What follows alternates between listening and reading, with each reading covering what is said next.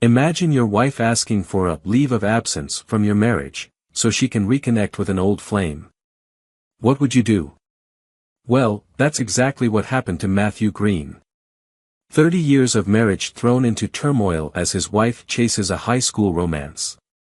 And let me tell you, this story takes some jaw-dropping turns you won't see coming. Did you ever hear that the typical high school romance usually fizzles out in about 3 weeks? Well, Catherine Mills and Greg Harris managed to beat those odds by sticking together for over 4 decades. Their story began when she was a freshman and he was a sophomore, and their connection seemed almost unbreakable. It was like their love had this timeless, enduring quality to it.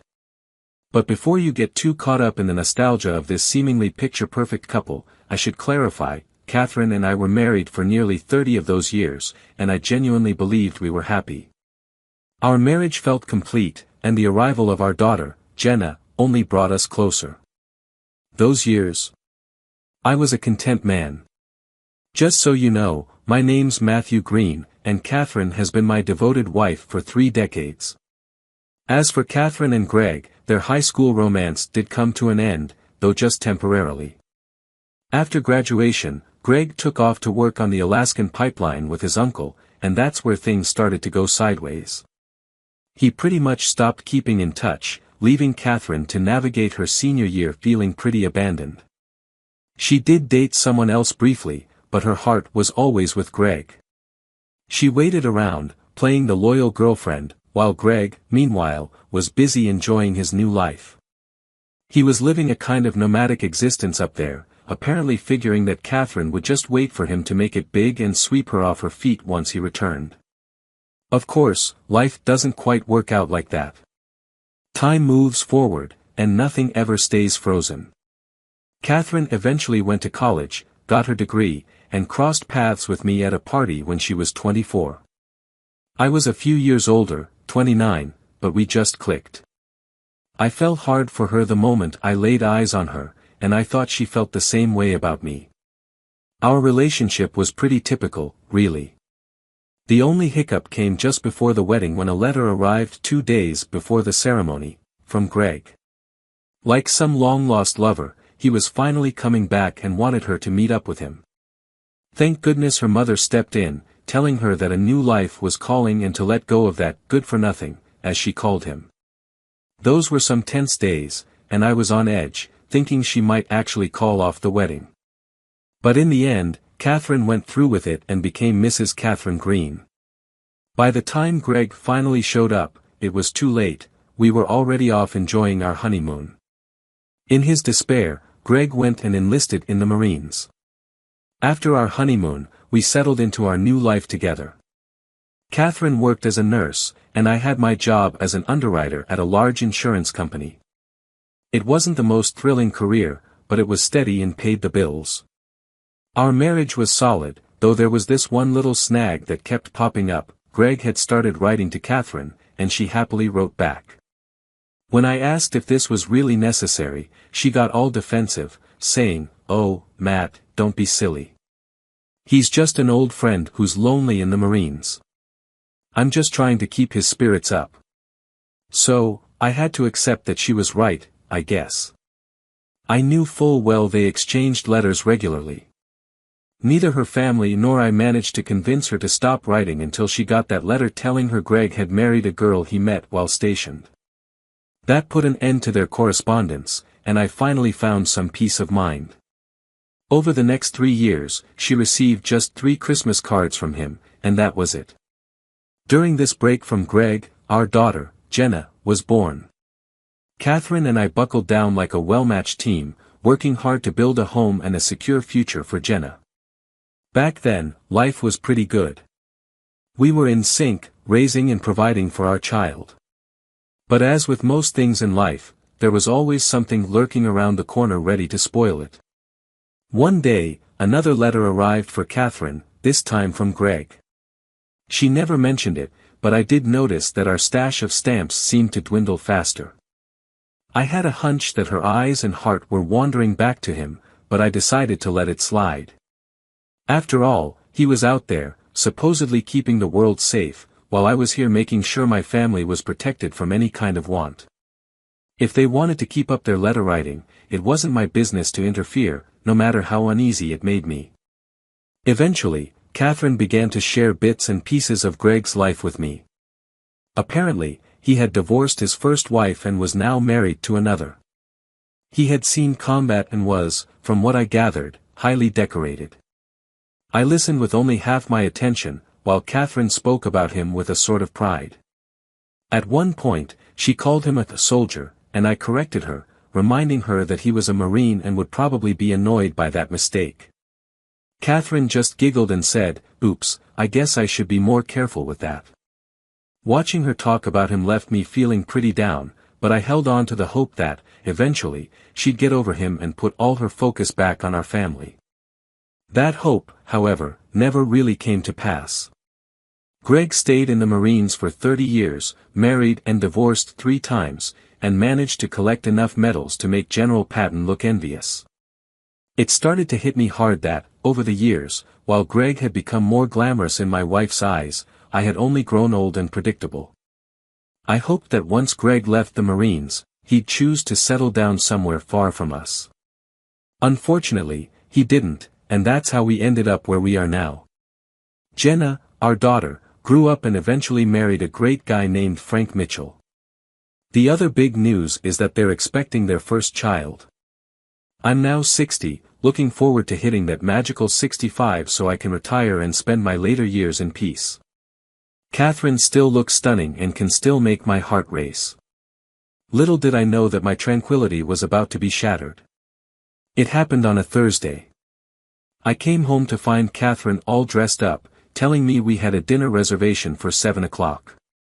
At first, I panicked, thinking I'd forgotten our anniversary or maybe her birthday, but after a quick mental check, I realized I hadn't missed anything. I decided to go with the flow, so I headed to our bedroom to freshen up and at least try to look like I belonged on the same level as Catherine. Dinner was fantastic, and the restaurant was packed, which made me think that Catherine had something on her mind besides just a nice meal. Near the end of our dinner, I looked her in the eyes and said, "All right, go ahead and drop the bomb. I'm in a good mood, and I won't cause a scene. One of my quirks is that I never lose my temper in public. Being in the insurance business, you learn to keep your cool no matter what, and that habit spilled over into my private life." Catherine knew this, so over the years, whenever she had something to tell me that she thought might upset me, she'd always choose a public place to break the news. Tonight, I sensed trouble just from the look on her face. 30 years of marriage gives you the ability to read your spouse like a book, and tonight, every signal she gave off was bad. I had this sinking feeling that whatever she was about to say would ruin my evening. Finally, she broke the silence, her voice laced with hesitation. "Matt, there's something you should know. Greg is back." A wave of nausea hit me, though it had nothing to do with the dinner we'd just had. I stared at her, waiting for the other shoe to drop, but Catherine just sat there, deep in thought. Unable to bear the silence any longer, I pressed, "When you say, back, do you mean he's on leave?" She shook her head slowly, almost painfully, before replying in a near whisper, "No, Matt, he's not on leave. He's been discharged, and he bought a house 2 streets away from us." Her words sent my panic into overdrive. I blurted out, "And he's living there with his third wife?" Catherine shook her head again, replying quietly, "No, he's divorced again, but this time he had to swallow some of his pride in the process." I tried to contain my anger, but it spilled out a little too loudly, drawing the curious eyes of nearby diners. My frustration wasn't about Greg losing face in his divorce, it was about him moving so close to us. I needed to understand why. I shifted into a more direct approach. "Catherine, have you seen him?" Her expression gave me the answer before she could even speak. Without waiting for a response, I threw out another question, "When and how?" She looked uneasy as she admitted, "He stopped by our house yesterday to let me know we're now neighbors." My heart raced as I pressed on, dreading what I might uncover. "Did you sleep with him again?" Her face was all the confirmation I needed before she stammered out, I did, Matt, but it's not what you think. I locked eyes with her, my voice dangerously low as I said, what I'm thinking, Catherine, is that my supposedly faithful wife slept with another man. So, go ahead, explain how that isn't what I think it is. She took a deep breath and replied, I did it because he needed me, Matt. When he came over, he looked so lost. He's dealing with PTSD, or something like it, and after the divorce, he was a wreck. I wanted to help him. I love you, but I realize now that I still love Greg, too. And there it was. My wife had slept with Greg, using PTSD and his divorce as excuses to let him back into her life, and her bed. I met her gaze, speaking more firmly than I ever had before in our marriage. All right, Catherine. What's done is done. We can move forward and rebuild, but you have to promise me that you will never sleep with him again.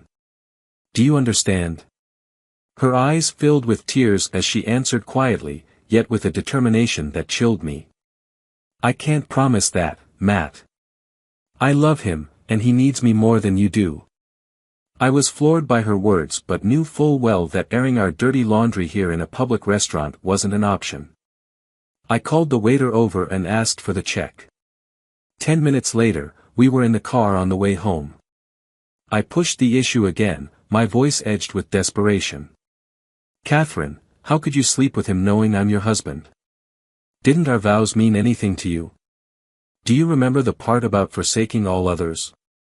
She broke down then, openly sobbing. Between her tears, she choked out, I'm sorry, Matt, but he needs me, and we found each other again. I can't bear the idea of losing either of you. I was in shock. What could I possibly say or do to make her let him go? Anger surged within me, and I spoke louder than I intended. So, what now? Are we supposed to take turns? He gets you for New Year's, and I get you for Christmas. Come on, Catherine, you can't have two men. She stopped sniffling and gave me a look I couldn't quite read. What about a leave of absence, Matt? Now I was the one feeling confused. What in the world are you talking about, Catherine? She seemed to latch onto the idea. Listen, Matt, remember about 18 years ago when you took a leave from work to go back to school and earn your master's degree? You went, did what you had to do, then came back to your old job, and everything turned out fine. I shook my head in frustration. Catherine, how can you compare me getting a degree that benefited both the company and our family with this so-called leave of absence you're talking about, which only benefits the two of you? By now, I had pulled into our driveway and turned off the car's engine.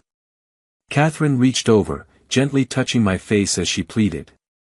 Matt, I missed out on my last year of high school with Greg. If I'd had that year with him, we might not be in this mess tonight. Give me that year, Matt. Let me get Greg out of my system, and I promise I'll be the best wife I can be for you. I need this time, Matt. Please. I was overwhelmed with sadness, hurt, and shock, and I made the worst mistake of my life by allowing this breach of trust. All right, Catherine, if that's really what you want, then go ahead and do what you please. But, and this is a huge but, don't expect me to support this. For that entire year, I don't want to see you or hear from you at all. Is that clear? I hoped that setting such harsh conditions might make her rethink this whole leave of absence, but it was a lost cause. She seemed to ignore everything I said after all right. Leaning over, she kissed my cheek, saying simply, thank you, Matt. You'll see. You won't regret this. I shook my head, muttering, too late. I already regret it. That night, she wanted to make love, but I just couldn't bring myself to do it. The thought of her with Greg made me feel sick, and I wanted nothing to do with physical intimacy. As we were getting ready for bed, I grabbed my pillow and told her I was sleeping in the guest room. I saw the look of hurt flash across her face, and for a brief moment, I felt a bit of satisfaction, hoping that maybe now she'd reconsider where this leave of absence might lead. The next morning, I woke up hoping that the events of the previous night had been some strange anomaly and that Catherine would see things differently in the light of day. I was dead wrong. When I walked into the kitchen, there she was, cooking breakfast with the expression of someone who had just hit the jackpot. She flashed me a wide smile and pointed to the wall calendar. I couldn't help but notice that today's date, June 6th, was circled in thick black marker. I sat at the table, feeling the cruel irony of that date. In 1944, thousands of soldiers and sailors stormed the beaches of Normandy to free Europe from tyranny. Today, I was losing my wife to a different kind of conqueror. Catherine was practically bouncing with excitement as she brought my breakfast over. Placing the plate in front of me, she said, "I know you're worried, honey, but exactly 1 year from today, I'll come back, and I'll be yours and yours alone. I really need this time to sort through my feelings and get Greg out of my system. I promise you won't regret this." She was beaming as she continued, "I already called Greg this morning while you were still asleep. I told him you agreed to give me a leave of absence, and he'll be picking me up in an hour." With every word she spoke, I felt my heart sink deeper. I had to give it one last shot. "Catherine, you don't have to do this. Please, just take some more time to think it through before you make such a foolish decision. You can't be certain that a year will be enough to get over him. What you really need to do is put him out of your mind and focus on fixing our marriage. I'm begging you not to risk destroying what we have." She smiled at me in a way that made me feel like I was already dead to her. "Matt, I know how much you love me by giving me this time. Trust me, I know what I'm doing. In the end, I'll be back, and our marriage will be even stronger. Now, I have to finish packing, sweetheart, so go on and finish your breakfast." And just like that, she walked out of the kitchen and, for all practical purposes, out of our marriage too. I finished my breakfast, though I barely tasted a thing, and got up to get dressed. When I entered our bedroom, I saw that Catherine had packed 3 large suitcases full of clothes and toiletries. She gave me a sweet smile and said, "Looks like I've got everything I need. Could you be a dear and take these bags out to the porch for Greg?" I stared at her blankly before responding, no. The shock on her face was unmistakable. I followed up my refusal with a few steps toward the stairs. "If you're dead set on throwing away 30 years of marriage, then you can take your own bags out. I'm not about to help you head off to his bed. Got it?" Catherine looked like she was about to cry before she snapped back, "He's not a jerk. Greg is a wonderful man and a hero who served his country. That's more than you ever did."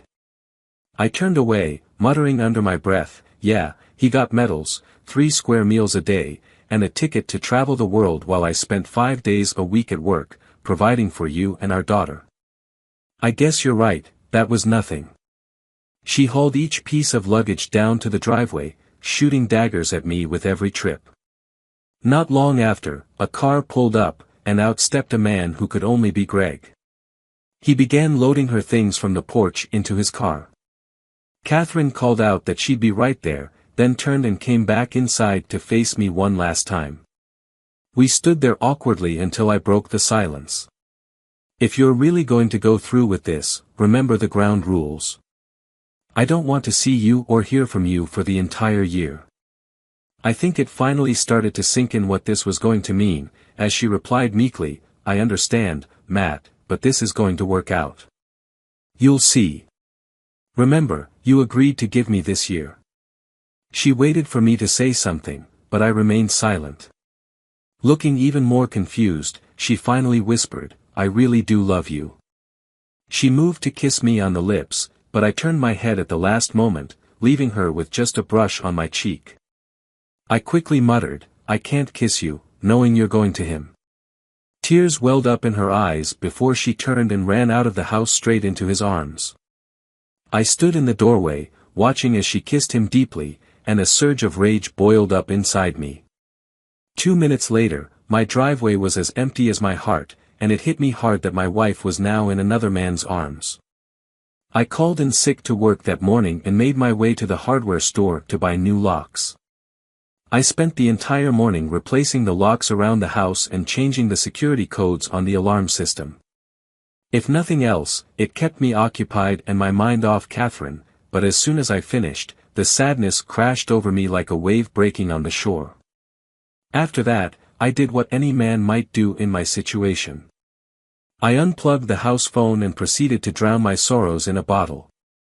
What I went on wasn't just a bender, it was a desperate search for some kind of relief from the pain of losing Catherine. But it turned out to be a bust. My battle with the booze lasted until Sunday morning, when I finally ran out. In hindsight, it was probably a good thing. I felt like I was on the brink of death, physically, mentally, and spiritually. I stumbled into bed and fell into a deep sleep, only to be jarred awake later by a pounding sound somewhere in the house. I woke up slowly, stumbling around as I tried to locate the noise, which turned out to be my daughter, Jenna, banging on the front door.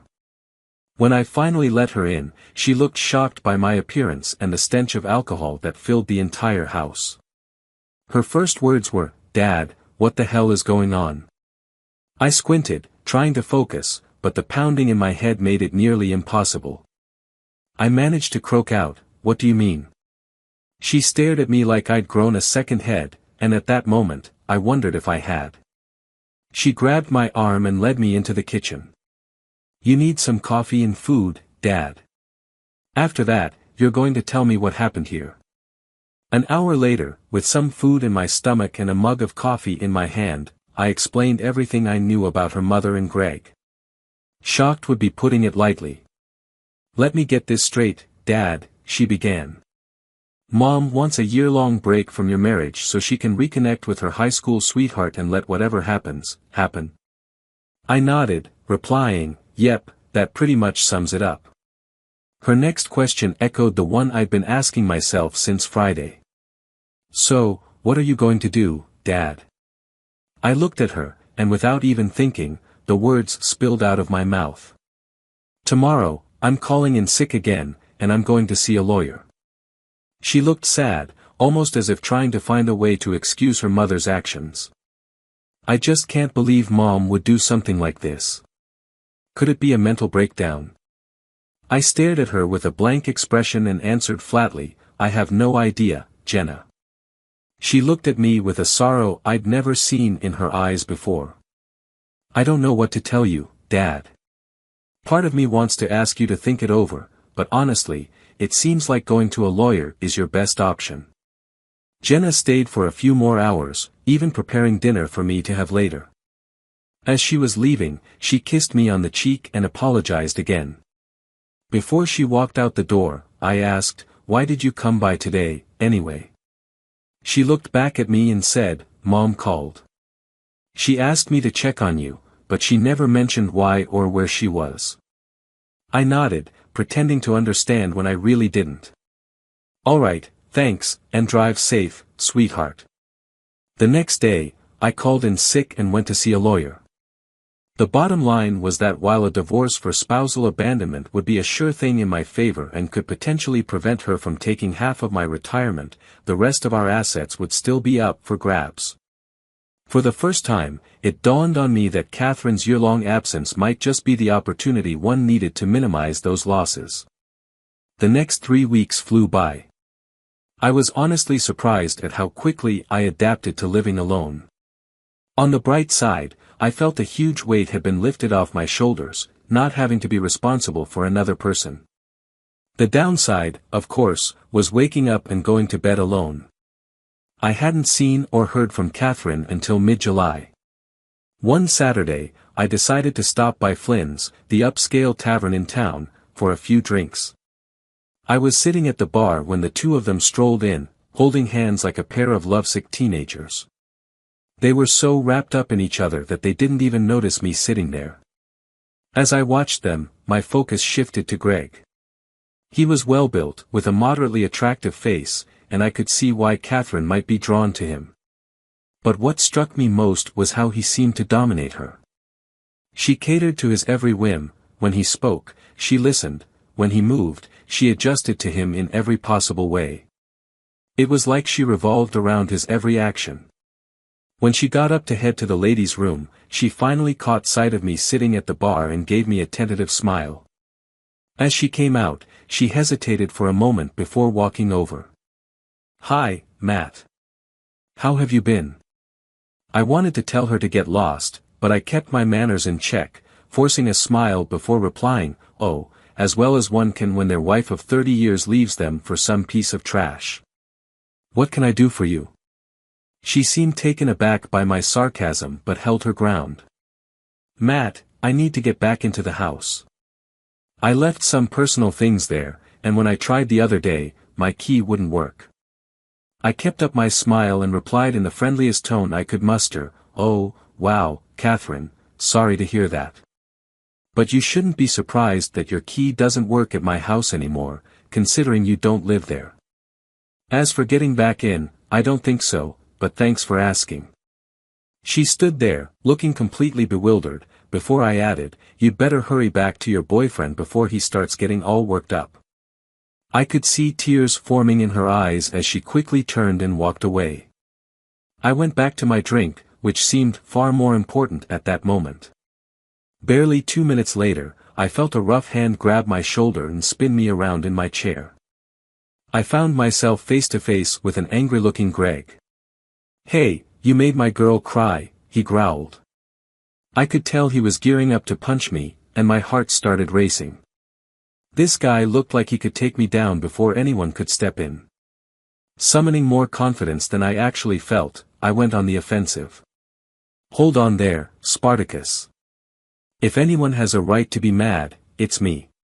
You're talking about your wife, not your girl, and since you stole her, you've got no right to interfere with what goes on between us. Now, listen up, you jerk, you can punch me and try to impress her, but how impressed do you think the cops will be?" I could see the wheels turning in his head, and I knew Greg wasn't exactly a genius. Still, it was enough to give me a boost to keep pressing on with my verbal assault. "Now, you've got two options. 1, you punch me and spend a year in jail, or 2, you back out of my face and go sit your dumb butt back down." My heart was hammering in my chest, and a voice in the back of my mind screamed, "Why are you provoking him? He'll kill you." But I maintained my facade of bravado as Greg stood there, mulling over his choices. Just then, the manager approached and asked what the problem was. Greg shot him a belligerent glance before grumbling, "Nothing," and slowly retreated. 5 minutes later, they paid their bill and left. As I drove home that night, I found myself wondering what personal thing Catherine was so eager to retrieve from the house. Determined to find out, I spent the next 3 hours going through cabinets and drawers, coming up empty, until I pulled out the drawers from her bureau. Hidden underneath were letters addressed to Catherine from Greg. As I read through them, it became clear that this year-long affair with Greg had been planned for a long time. One of the letters, dated 5 years ago, said, "It's such a relief to know you still want me as much as I want you. When I come home, I want us to be together, so you'll need to figure out how to get rid of that husband of yours." Reading through them was like flipping through a trashy adult novel. Most of the letters detailed either what he planned to do with Catherine or reminisced about their high school exploits. By the time I finished reading, I found it much easier to imagine life without Catherine. I didn't hear from Catherine again until September 1st, which happened to be my birthday. When I got home from work that day, I found a covered pot and a birthday card sitting on the porch. Bringing them inside, I discovered that she had made pot roast, my favorite. The card wished me a happy birthday, but inside, she had written a message, "Matt, I know we aren't supposed to communicate, but I couldn't just ignore the birthday of the man I love so much. I dream about us every night, my love, and I know that when this year ends, I'll be yours completely, and he'll be out of our lives. Please, don't stop loving me or give up on us. Love, Kath." Since Kath had left, my daughter Jenna had been keeping close tabs on me, and she called to wish me a happy birthday. After some small talk, she finally got to the real reason for her call. "Dad, you remember my due date is in 3 weeks, right? How could I forget? The birth of my first grandchild was a big deal." "Yes, of course, sweetie. You and Frank must be over the moon with excitement. There was a brief silence, and I braced myself for what was coming. Then she said, Dad, Frank and I had dinner with Mom and Greg recently. Mom wants to be there when the baby is born, and she wants Greg to be with her. I know you and Mom agreed not to communicate during this year, but could you make an exception for me, just this once? Please. I was a bit stunned to hear that Jenna and her husband had been out dining with those two, but I wasn't going to let it ruin the arrival of my first grandchild. All right, Jenna, she can come, and if she has to bring him along, then so be it. She immediately corrected me. Dad, stop calling him names. He's really not that bad of a guy, and he makes Mom so happy. I haven't seen her this euphoric in years. That hit me hard, and anger quickly surged up. Oh, I see. First, you're all having dinner together, and now you're defending him. Whatever he's got, I wish I could bottle it. Looks like he's on track to take my whole family away from me. Just curious, when are you planning to start calling him Dad? Jenna responded quickly, and I could hear the regret in her voice. Dad, I'm so sorry. I didn't mean for it to sound like that. I can't even imagine how you must be feeling, and I really am sorry. I cut off her apology, my tone icy. It's fine. Forget it. Look, I've got some stuff on the stove I need to deal with, alright? She said she loved me and hung up. It was then I realized that my life was never going to be the same again, and it was high time I started fighting back. Step 1, start liquidating my assets to lower my net worth. Step 2, get out of this slump and start living again. The next few days were busy. First, I got some legal advice from my attorney on how to handle my assets. Next, I picked up a bit of personal protection in the form of a taser, just in case Greg decided to come at me again. I wasn't planning on talking my way out of it next time. Third, I booked a trip to Vegas for October. And fourth, I went online to look for a woman my age who was interested in a good man for a stable, long-term relationship. As far as my assets were concerned, I could spend them or even give them away. Since my wife wasn't living with me, I apparently had free rein to disperse our assets however I saw fit. This newfound flexibility opened up a range of options for my future plans. When Jenna gave birth, I was at work, and my secretary took the call.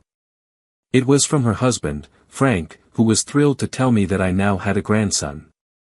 I congratulated him and assured him I'd be there shortly. When I got to the hospital, I asked which room Jenna was in and headed straight for it. Just as I approached the door, I overheard her and Catherine talking inside. Mom, what you're doing to Dad is absolutely senseless. Are you really willing to lose him for Greg? Jenna's voice was filled with frustration. Catherine's tone, however, was calm and soothing. Don't get worked up, Jenna. I'm not going to lose your father. He loves me far too much to let me go. Besides, what I have with Greg right now is like magic. It's hard to put into words, but every day feels just like high school all over again, only now, we can actually be together.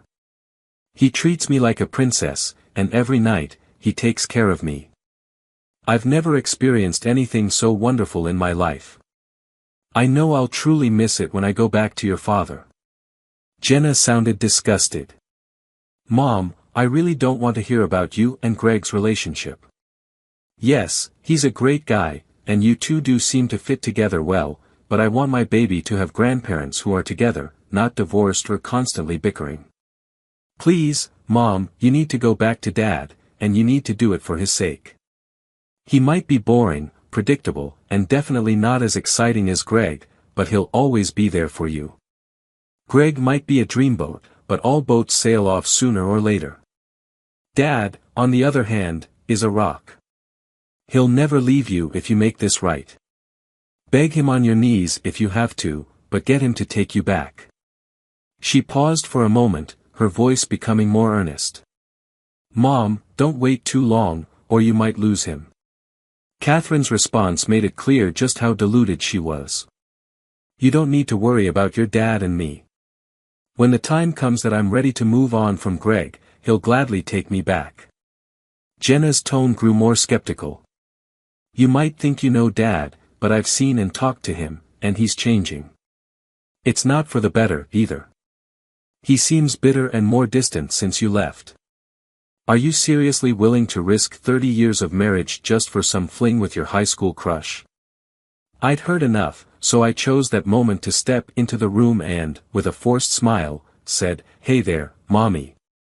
Congratulations on your new son. You two must be thrilled. I walked over to give Jenna a hug, completely ignoring Catherine. Immature, maybe, but it was getting easier for me to do. Catherine shot me a dirty look, but Jenna was beaming as she asked, Have you seen him yet, Dad? I shook my head. No, sweetheart, I came straight up to check on how you're doing. Catherine, clearly fed up with being snubbed, interjected in a less-than-friendly tone, Hello, Matt. How have you been? I glanced at her briefly, replying in a polite yet detached manner, Fine. Then I turned back to Jenna, asking her about the delivery and if they'd decided on a name for the baby. At that question, Jenna's face lit up, and she joyfully announced, Frank and I both agreed that we want to name him Thompson after you, Dad. It was at that moment that Catherine silently left the room, saying she was going to see the baby. Once she was gone, I took Jenna's hands in mine, my tone turning serious. Jenna, you probably already know that your mom and I aren't going to make it. I could see my words hit her like a punch. No, Dad, don't say that. She'll come around soon and come back home. I felt my eyes misting up as I continued, Sweetheart, I've come to realize that I was never enough for your mother. It explains why she kept writing to Greg all these years. Jenna's face showed pure shock and disbelief. What? I managed a sad smile. Over the next few months, I'm going to start the divorce process, but I need to sort a few things out first. She began to cry as she replied, Oh, Dad, I told Mom she should be begging you to take her back, but I guess it really is too late, isn't it? I nodded in agreement. Yes, I can't take her back now. The memories of her betrayal would be too much to handle. But please, don't say anything to her just yet, all right? Jenna nodded and then pulled me down to give me a kiss. We spent a few more minutes chatting about various things, carefully avoiding any mention of my wife or her boyfriend. Eventually, I told her I'd be back tomorrow and headed out to see the baby. I made my way to the nursery and found my grandson among the tiny, swaddled babies. I was overwhelmed by how small and precious he was, absolutely beautiful. Frank quickly came over, positioning himself between me and Catherine and Greg, a smile plastered on his face. He handed me a cigar. Here, Dad, have a smoke to celebrate. I gratefully accepted, tucking it into my pocket. Thanks, son. I'll save it for later. Watching my wife and her lover holding hands like two high school kids made my stomach turn. Listen, Frank, I'll come back tomorrow when it's less crowded, if you catch my drift. Frank nodded knowingly. I get it, Dad, and I don't blame you one bit. Just as I was about to leave, Catherine sheepishly called out, Matt, doesn't it feel like just yesterday we were bringing our own baby home? Now she's got a baby of her own. I don't know where all the time went, but it went way too fast. I glanced over at her, still clasping Greg's hand, and replied as neutrally as possible, Well, Kath, it looks like you two now have all the time in the world. She looked confused as I turned and walked away.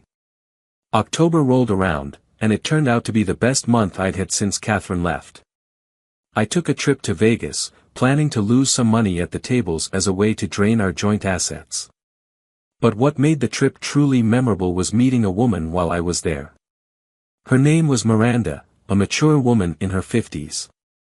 I was a bit surprised that she was still in that line of work, but she explained that many men prefer an older woman, and in my case, she was spot on. Miranda was expensive, but she made me feel more alive than I had in years. For the first time since Kath had left, I didn't miss her at all. Miranda was wonderful, both as company and in more intimate moments.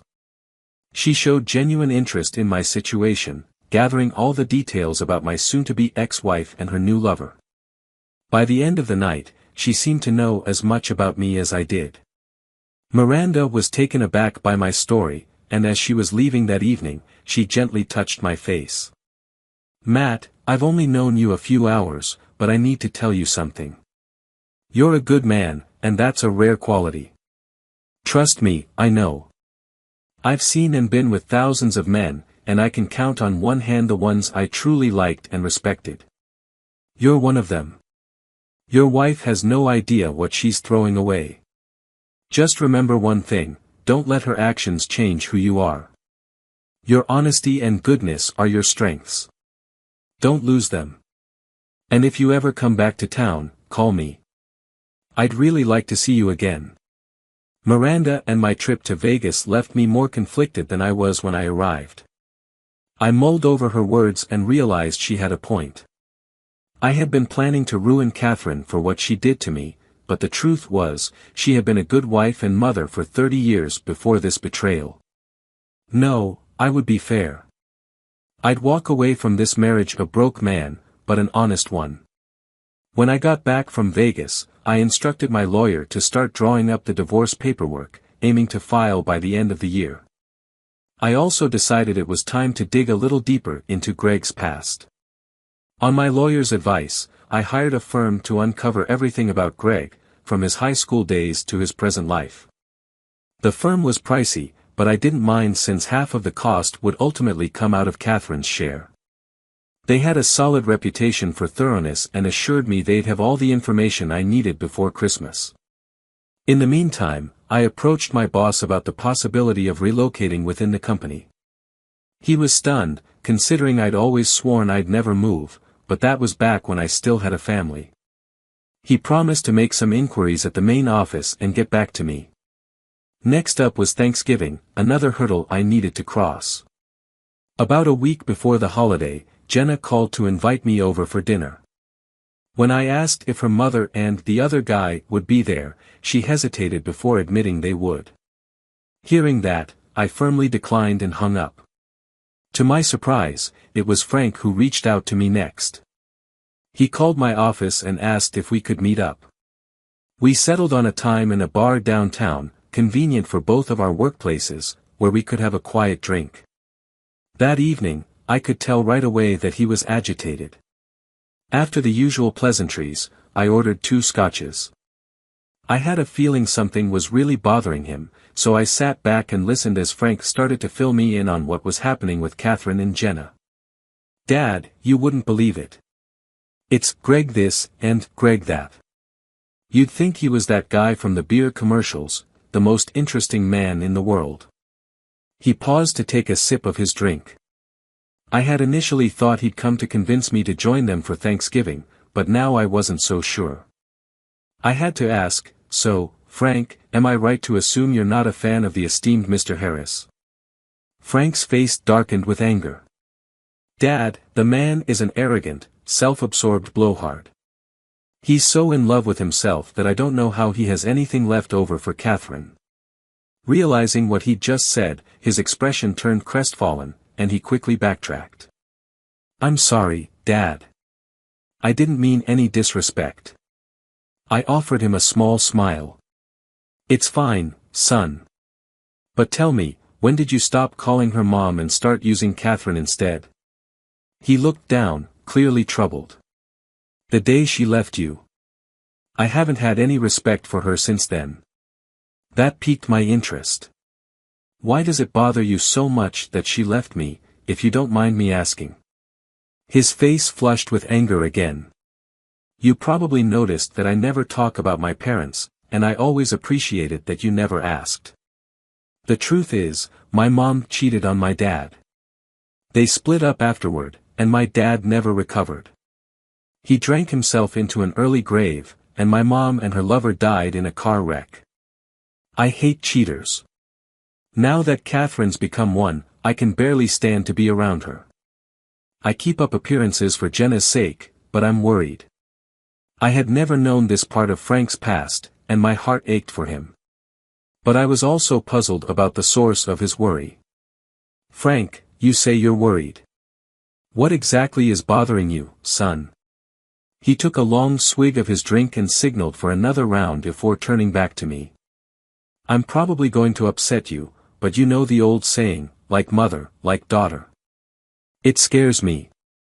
If Catherine has turned into a cheater and keeps gushing to my wife about how wonderful it is, how long before Jenna starts thinking about trying it out for herself? We've already got one cheater. How long before we have two? My eyebrows shot up at that. I get where you're coming from, Frank. I took a long sip from my drink, mulling over my next move. Listen, don't get too discouraged. I've got a few irons in the fire, and I think things might start turning around by the new year. And just between us, I've got some plans in the works that should make Christmas enjoyable for you and Jenna, though maybe not so much for some others, if you catch my drift. For the first time since we sat down at the bar, Frank cracked a smile and spent the next 15 minutes trying to pry more information out of me, but I stayed tight-lipped. As we wrapped up, I grinned. Didn't you forget something, Frank? He looked puzzled. Not that I can think of, Dad. I patted him on the shoulder. Aren't you supposed to try to convince me to be the bigger man and join you for Thanksgiving? A wide grin spread across Frank's face like a flood breaking through a dam. Sure, all right. So, are you coming for Thanksgiving, Dad? I shook my head with a firm no, but I appreciate the invite. Jenna called me 2 more times before Thanksgiving, pleading for me to come, until I finally laid it out for her. Look, Jenna, when your mother left me for that man last June, I made it clear there'd be no communication between us for the entire year she wanted away from our marriage. I already broke that rule once for little Thompson's birth, but I'm not going to break bread with them. Do you understand? Thanksgiving came, and I ended up having a frozen dinner by myself. Sure, I felt lonely and sad, but it was better than watching Catherine and Greg making eyes at each other across the table. Then December rolled in, bringing with it the shadow of yet another family holiday. I dreaded it but found some solace in knowing it would be the last one I'd have to endure like this. December turned out to be a productive month. First, my company offered me a position in Spokane, Washington, starting in January, and I immediately expressed my interest. Second, the private investigator's report on Mr. Harris came in, and it was quite the bombshell. It turns out that Greg had 3 ex-wives, all of whom divorced him for cheating, plus 2 children from other women, for whom he was still paying child support. To top it off, his last wife managed to snag half of his pension in their divorce. The cherry on this mess. Greg had been demoted from E8 to E6 during his last year in the Marines. In short, his finances and moral standing were in pretty rough shape. And the final piece of good news? Catherine would be served with divorce papers on the first working day after Christmas. I was definitely feeling the holiday spirit now.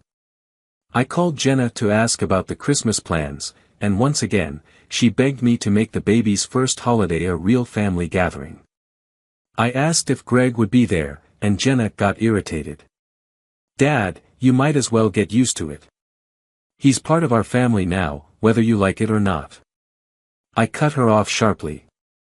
You're right, I don't like it. But for the baby's sake, I'll be there. Jenna seemed genuinely happy, exclaiming, "Thank you, Daddy. This will make everyone so happy." I had a feeling it wouldn't quite turn out that way, but who was I to spoil their fun? 2 days later, I came home from work to a ringing phone and, without thinking, picked it up. Hello. There was an awkward silence on the other end, and I was about to hang up when a voice finally spoke. Matt. I felt like I'd been hit with a sledgehammer. What's wrong, Kath? Are you okay? Her voice was timid as she replied, No, I'm fine, Matt, but I wanted to thank you for agreeing to come to Christmas. I know I've hurt you, and I'm starting to realize just how much. I just needed to tell you how grateful I am. We haven't been apart for any holiday in 30 years. I was miserable at Thanksgiving without you, and I've been thinking a lot about us lately. I cut into her trip down memory lane. Well, Catherine, it's good to know you actually think about us once in a while. But I need to remind you that when you started this whole leave of absence nonsense, I made it clear that there'd be no communication between us. I've already bent that rule for one day, Christmas. So, I think it's best we end this call now. Goodbye. As I hung up, a wave of guilt washed over me. I had never spoken to her that harshly in all our 30 years together. But as bad as I felt for my words, it still didn't compare to how terrible I felt the day she walked out on me. The month dragged on, and I managed to get my Christmas shopping done with plenty of time to spare. I made sure to buy gifts for everyone to open on Christmas Day. I also packed up everything I'd be taking to my new job and rented a U-Haul for the cross-country drive. During this time, I spoke to a friendly woman at my new office, who said she'd found a couple of nice furnished apartments close by. The best part? She offered to show them to me when I arrived in Spokane. Yes, things were finally starting to look up for me. Christmas Day came, and I arrived at Jenna and Frank's place, only to find that Catherine and her other were already there. Jenna ran over and gave me a big hug as I walked in with a bag full of presents. She made a comment about what a surprise it was, then hurried back to finish preparing dinner. I just smiled, thinking, if only she knew what kind of surprise it would be. Frank shook my hand and took my coat as I quickly asked, "Mind if I see my grandson?" He nodded and said the baby was napping in the nursery, but I could peek in if I wanted. I crept in quietly and gazed down at the tiny, sleeping form. A river of emotions rushed through me, knowing I'd be leaving him soon, but also realizing I couldn't stay. I sensed movement behind me and turned to see Catherine silently standing at my side. The irony wasn't lost on me, this was exactly where she should have been since June. She looked over at me and whispered, "He's beautiful, Matt, our grandson." Sadness welled up inside me as I replied, "Yes, Catherine, but the real question is, who will he grow up calling Grandpa, me or both of us?" She looked surprised by the question. "What are you talking about?" "Of course, you're the only grandfather this child will ever have." I mumbled quietly, "Let's hope you're right, Catherine," before walking out of the room. The next few hours were interesting, to say the least. Frank and I chatted a bit while Jenna, Catherine, and Greg seemed to exist in their own little bubble. I was disappointed at how easily my daughter had fallen under Greg's spell. Frank looked disgusted, but I whispered to him to hang tight because things were about to change that evening. A spark lit up in his eyes as he replied conspiratorially, "I hope so, Dad. I can't stand much more of this. At this rate, he'll be making a move on Jenna soon." Dinner was served, and while the food was delicious, the company was sorely lacking. I didn't see any reason to engage in conversation with my wife or her companion, and Frank seemed equally reluctant. The only one who kept talking was Greg, regaling the women with exaggerated tales of his courage and bravery in the face of danger. Watching him play to his two-woman fan club made my stomach turn. After dinner, Jenna brought the baby into the living room, and we all sat down together. I looked around at my family, fully aware that this scene would likely never play out again in my lifetime. Jenna seemed genuinely happy as she excitedly told Frank to bring in the gifts. He did so, and she began handing them out to her mom, Greg, and me. Catherine received a sweater, Greg got a gift card, and I ended up with a tie. Practical or dull gifts, much like how my wife and daughter probably viewed me. When Jenna, Frank, and the baby opened their gifts from Catherine and Greg, there were smiles and laughter from Jenna, though Frank was polite but clearly distant. Once they finished opening their presents, the room fell silent as they all turned their attention to me and my bag of gifts. Breaking the silence, I finally said, "I want to wrap up this wonderful day by giving each of you the gifts you truly deserve this holiday." Standing up, I grabbed the bag and handed a large envelope wrapped in festive paper to Jenna and Frank. Jenna ripped off the wrapping, while Frank stood by, watching. As she pulled out the papers inside and scanned them, a scream of joy erupted from her. Catherine leaned forward on her seat, clearly anxious to know what the papers were. Jenna wasted no time in sharing the news, shouting, "Oh my gosh, Dad gave us your house free and clear. We can finally move out of that rental. Isn't it amazing?" Catherine's face fell as she turned to me with concern. "Why did you do that, Matt? Where are we going to live?" I gave her a calm, reassuring look, hoping to ease her worry. "Don't fret, Catherine. I've got it all figured out. Here, this is for you."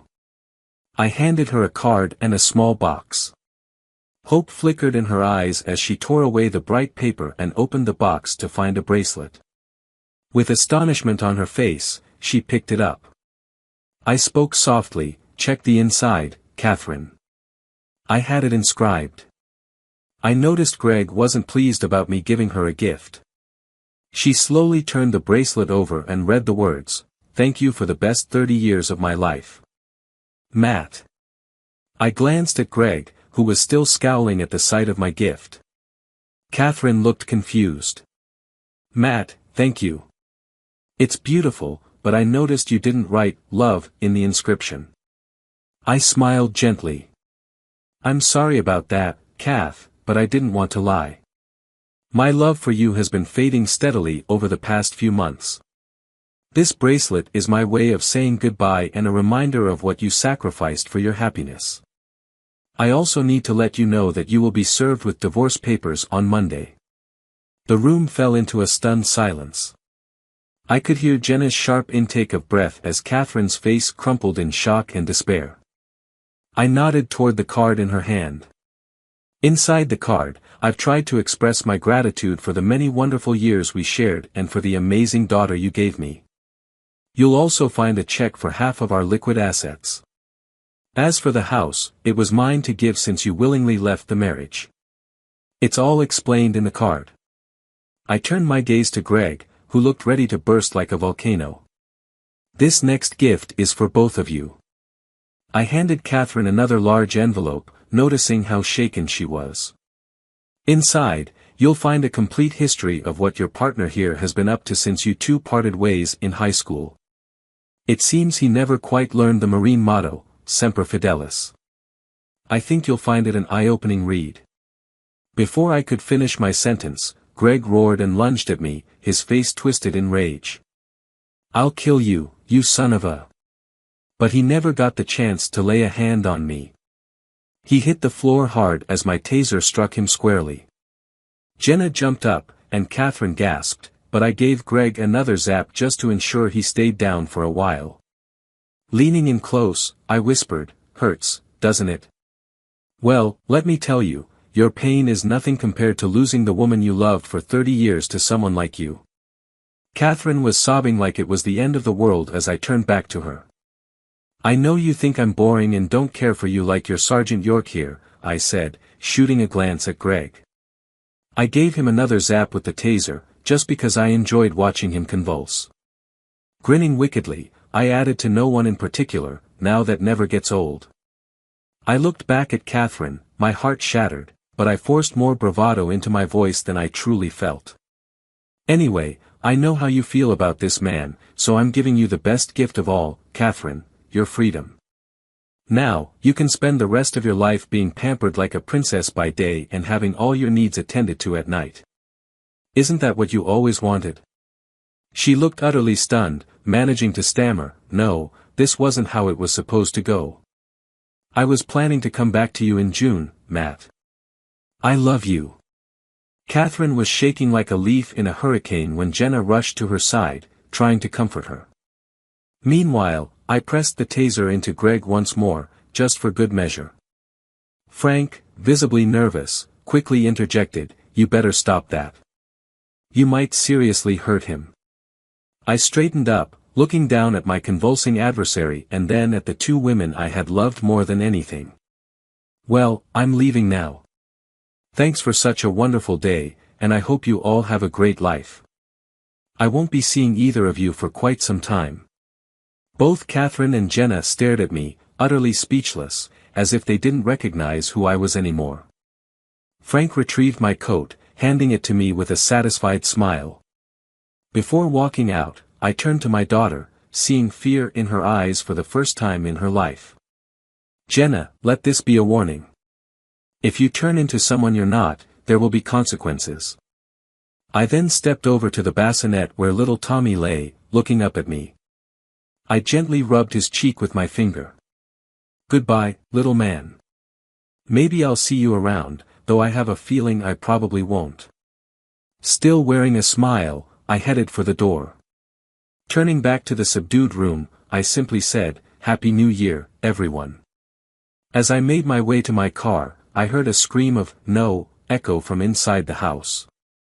Maybe the shock had worn off, or perhaps Greg was starting to come around.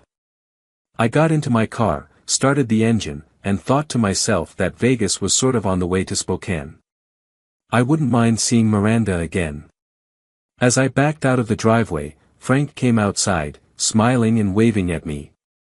I returned the wave before driving west toward a new life.